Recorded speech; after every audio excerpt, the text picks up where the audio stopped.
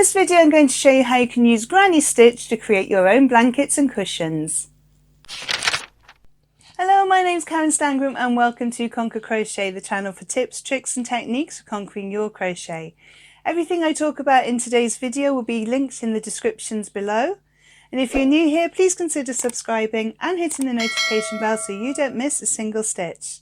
So if you're keen to get going with this video, give me a thumbs up and let's do this. So today I'm going to show you how to make the granny stripe. So if you've ever made a granny square, you'll be aware of the clusters of 3 that appear in granny squares. If you've never made a granny square before, it really doesn't matter. You don't need that previous experience. So I'm going to show you the demonstration today just using one colour, just so you get an idea of how the rows work. You can change every other row, you can change every couple of rows. There really is no definite way to actually change colours, and like I say, you could make it all in one colour if you wanted to. So I changed every row on this one just because I quite like the way the stripe works, but as I said, I'm going to do the tutorial today in one colour, and then when we get to the final row I'll show you how you can change colour if and when you want to.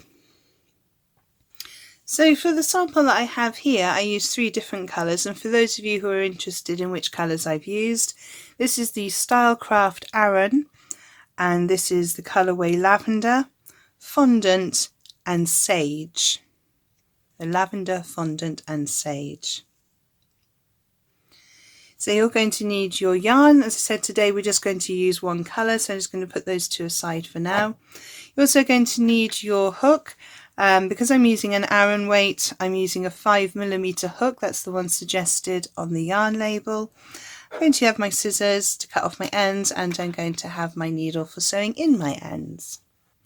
So I'm going to start off with a slip knot. You can make this whichever way you prefer.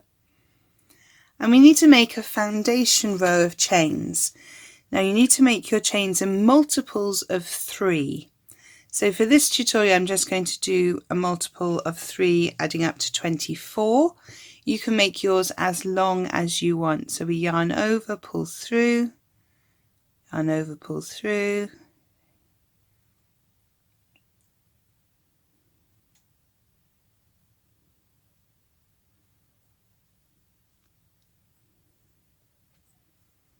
So that's 12. So I'm going to make 24, so I'm going to make another 12. So pause the video now until you have your piece of foundation chain as long as you want it, depending on what you're wanting to make. Like I say, if you're just wanting to make a sample to practice the stitch, doing a 24 will give you a nice little practice piece to work on. So pause the video now. So I have my foundation row 24. Don't worry if it gets a little bit bent and crooked, that will straighten out later on. So we've done our foundation row in multiples of 3. We're now going to chain 2 more chains, so 1, 2. These are our turning chains, and they're going to give us the height for our piece of work.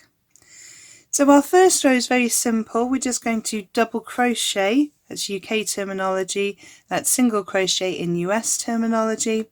So we're going to double crochet all the way along that foundation chain just to give us a nice base to work with. So we're going to start off by double crocheting into the 3rd chain from the hook.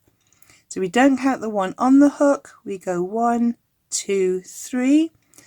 We insert our hook into that 3rd one, yarn over, pull through. You should have 2 loops on your hook, yarn over, pull through the 2 on your hook.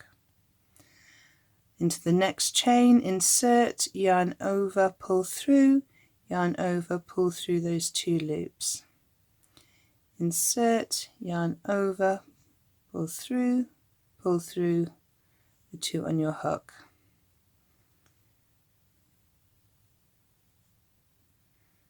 And we're just going to double crochet all the way to the end of our foundation chain. So again, pause the video now until you get to the end of your foundation chain, and I will meet you back there.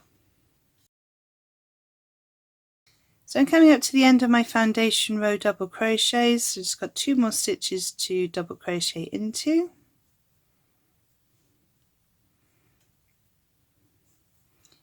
There we have it, and you'll see your foundation chain, if it's curling, it's probably starting to straighten off a little bit now. Okay, so to do the next row we're going to chain 3. 1, 2, 3. This chain counts as a treble all the way through. So we're going to turn our work, and at the start of row 1, so we're not going to really call this one our double crochets row 1, that's just a sort of foundation row. So at the start of round 1 we're going to make one treble crochet into that chain space there at the bottom of the stitch. So this is counting as a treble. We're going into this space here right at the base of that stitch. So yarn over, insert into the gap, yarn over, pull through, yarn over, pull through 2, yarn over, pull through 2. So it looks like we have 2 trebles at the start of that row. And this is where the granny kicks in. So we're going to skip 2 stitches, and in the 3rd stitch we're going to make a treble.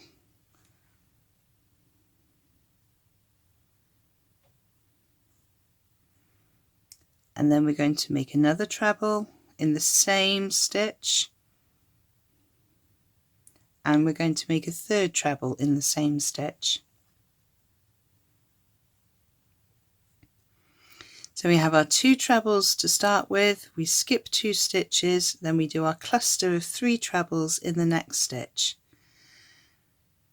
Skip 2 stitches, in the next stitch we're going to do 3 trebles.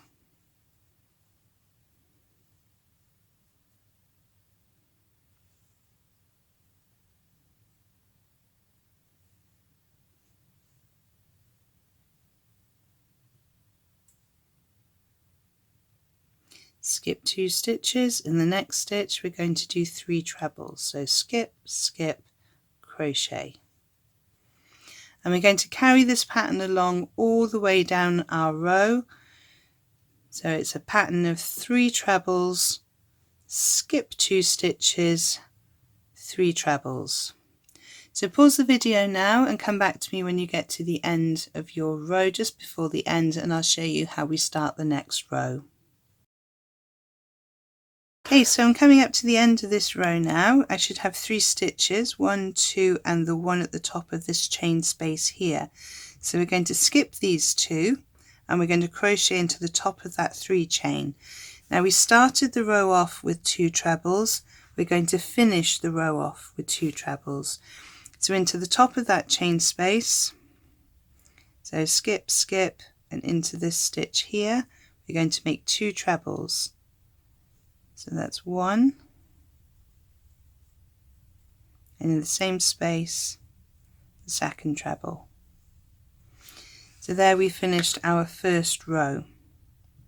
So then we start the second row, chaining 3, which counts as a treble, and we turn our work. Now in this row we had 2 trebles. The next row starts off with 1 treble. So we don't crochet into the base of this treble, we're going to work into this gap here. And we're going to do our 3 treble cluster into the gap. So 1, 2, and 3.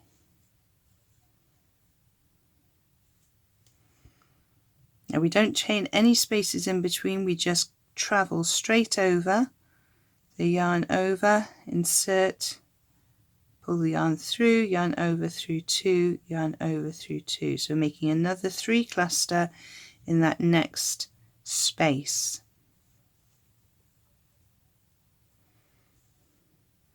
Working over to the next space, 3 clusters again.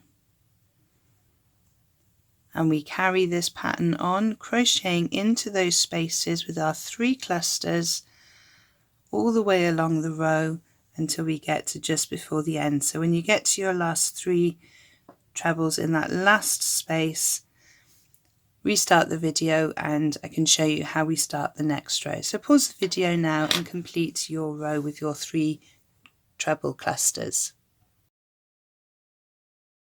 Okay, so I filled in the last gap here, and we started this row with a single treble, so we must finish the row with a single treble. So in the previous row we started with 2, we finished with 2.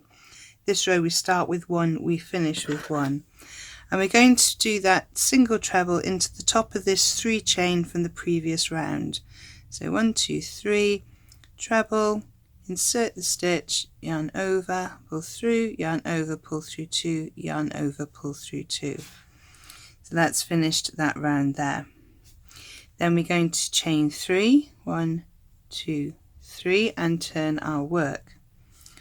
So in the first granny row we had 2 trebles, the second 1 treble. We go back to 2 trebles for this one, and the main reason for that is there is a bigger gap between here where I'd be doing my trebles. If I'll just show you how it would look if you did it wrong. It wouldn't fall properly if you just went straight over. You'd need a little bit more give in the stitch, whereas this one here was going immediately into a space, whereas we've got 3 stitches to get over before we go into the space on this one. So we're going to do a treble in the base of the 3 chains. So in this gap here we're going to make our treble,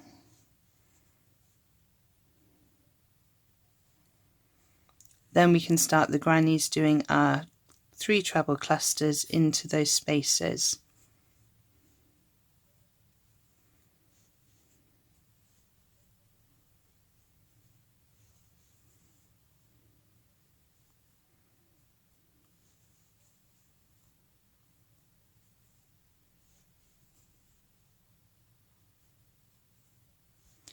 So continue going along with your 3 treble clusters into each of the spaces until you get to the end of this row.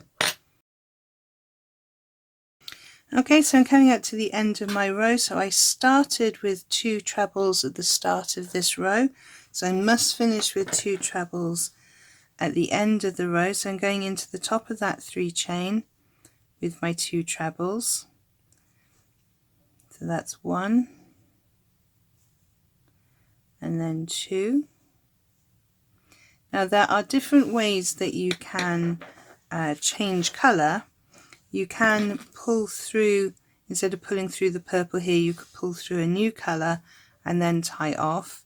This is one of the ways I like to do if I'm making a blanket particularly that I know is going to get sort of sat on and pulled around and things.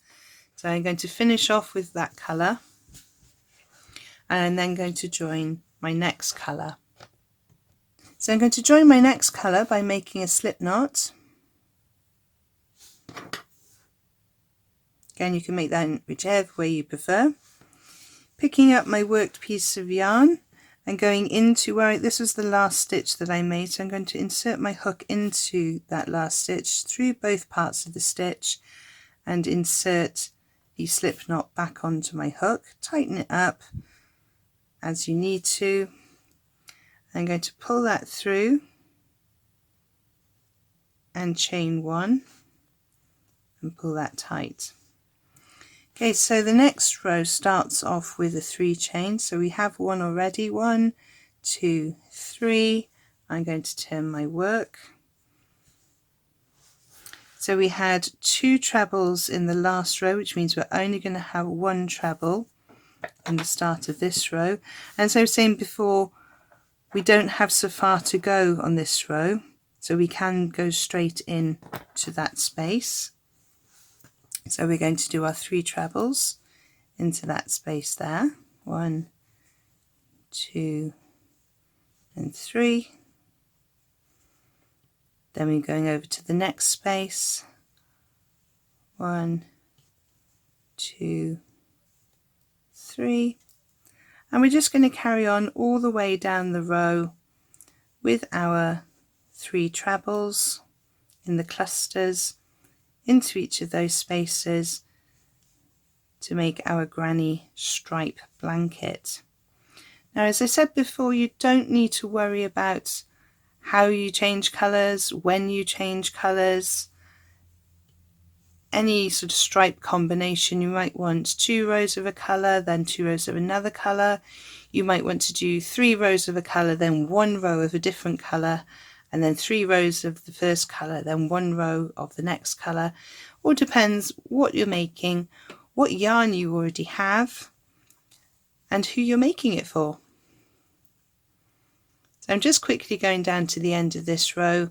You can pause the video and rewind at any point. There's nothing new that I'm doing at the moment. I just wanted to show you what the row looks like with the different colours. So I'm coming to the end of that row. I started with 1, so I finish with 1. And I'm just going to finish off there just so you can see how it all looks. Obviously I would be sewing in my ends. So that's how it looks when you change colour. So we started off with our foundation chain in a multiple of 3. Then we added 2 extras for our turning chain. We then did a row of double crochet all the way along. Now one of the things you could do before you finish off is to do a row of double crochet across the top, just to sort of top and tail your piece if you were making a blanket and you wanted it to have a nice top and tail to it, especially if you weren't planning on making an edging stitch to go all the way around. If you wanted to keep these sides as they are, just having a nice row of double crochet there would really just finish it off. So our row of double crochet here, chain 3, treble into the same stitch. So we start that first row with 2 trebles, then we skip 2 stitches, make a 3 cluster, skip 2 stitches, make a 3 all the way along, and we have our 2 trebles at the end to match. Then the next row we chain 3, but we only have 1 treble in that one, and we go straight into our clusters into the spaces that we made in the previous row. When we get to the end, because we have 1 here, we have 1 at the end. Then we chain 3 and we go back to having 2 as we did in the first row, and then going into the chain spaces 2 at the end. Next row is 1 and 1. So the next row is going to have 2 trebles, triple clusters, then 2 trebles at the end, and so on until you get to the end of your piece.